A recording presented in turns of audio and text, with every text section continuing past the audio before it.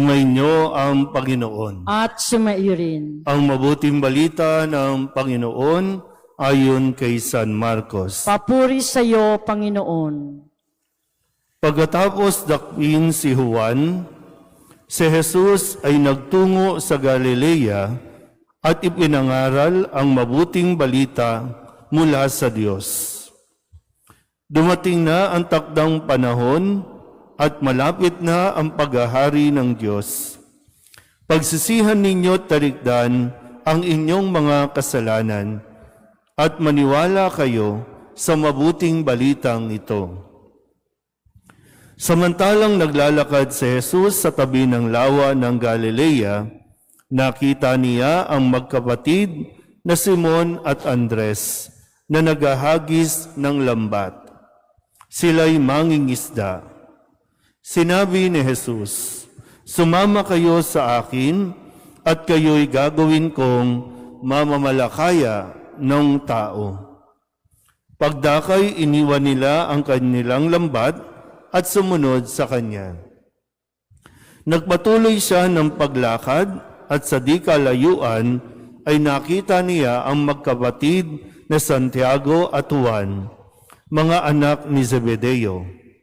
Sila'y nasa kanilang bangka at naghahayuma ng mga lambat. Tinawag din sila ni Jesus at sumunod naman sa kanya.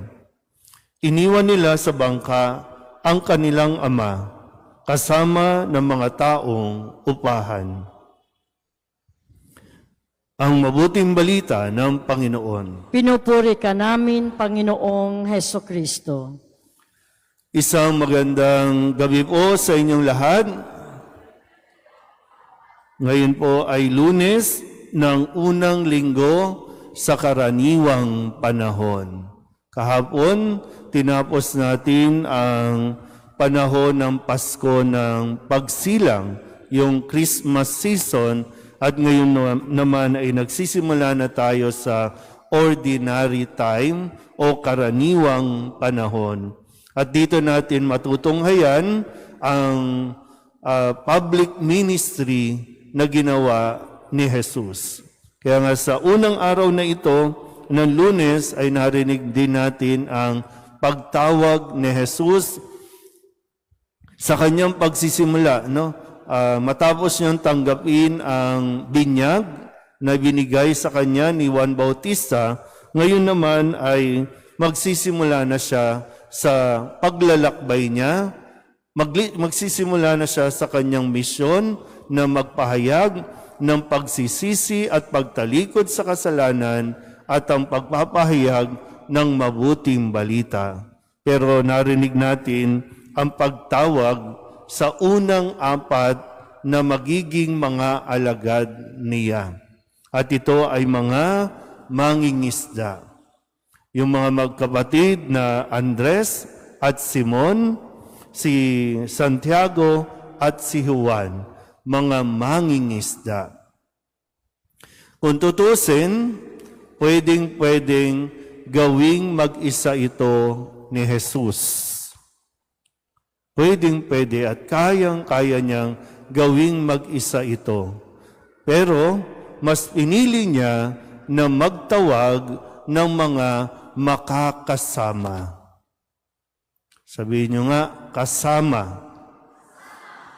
Ano ba mas gusto niyo? Mag-isa o may kasama? Hindi rin madali, kapag mayroon kang kasama, kasi magkakaroon ng adjustment, kahit nga sa mag-asawa, di ba, na magkaiba kayo ng ugali, magkaiba kayo minsan ng paniniwala, magkaiba kayo ng kinalakihan, magkaiba ng paniniwala.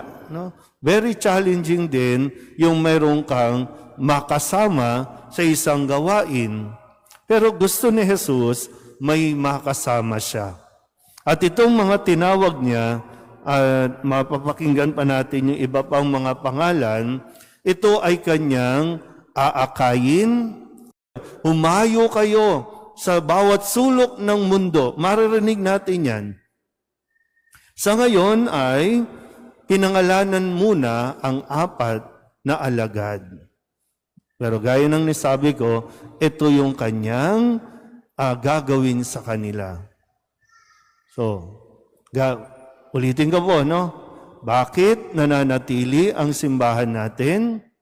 Dahil ipinapasa ito, itinuturo ito ng mga nauna pa sa atin, mula pa sa mga alagad na pinili ni Jesus.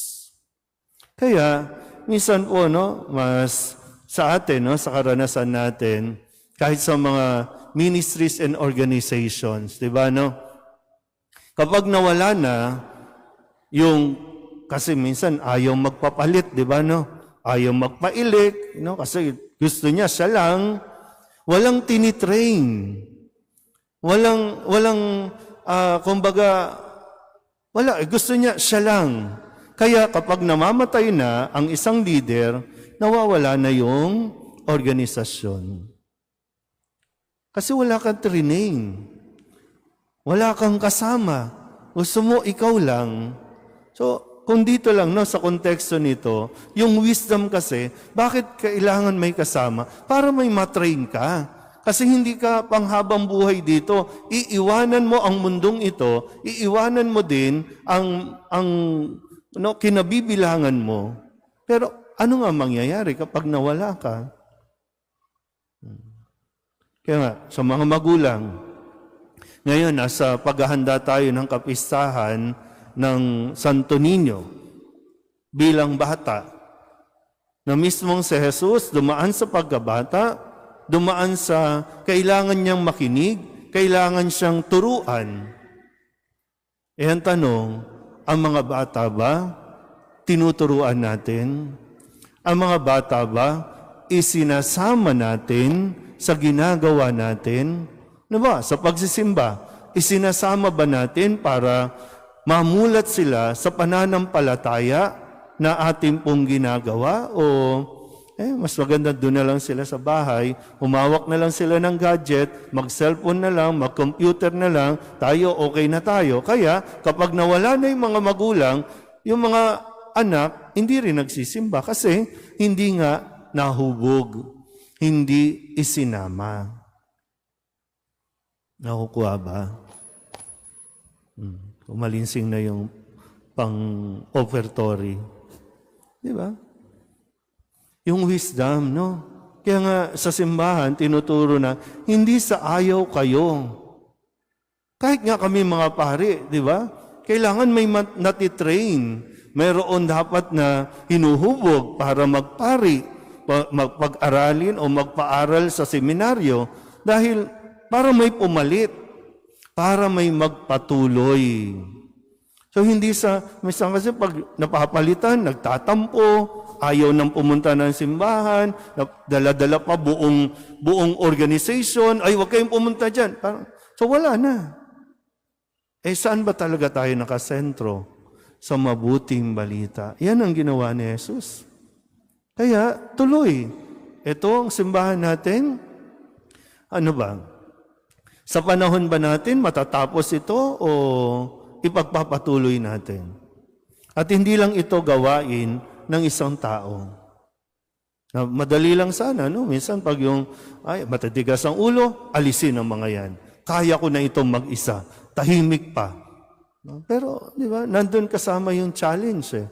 Nandun yung mas natututo rin tayo sa pakikisama natin sa iba. Pero mula sa atin nawa, no, huwag nating solohin. Huwag nating gawing ako lang, kundi tayo. Hindi tayo exclusive. Tayo ay inclusive. Maging bukas tayo na pagdating ng araw, kailangan mong ipasa, kailangan mong ibigay sa iba ang gawain ng Diyos.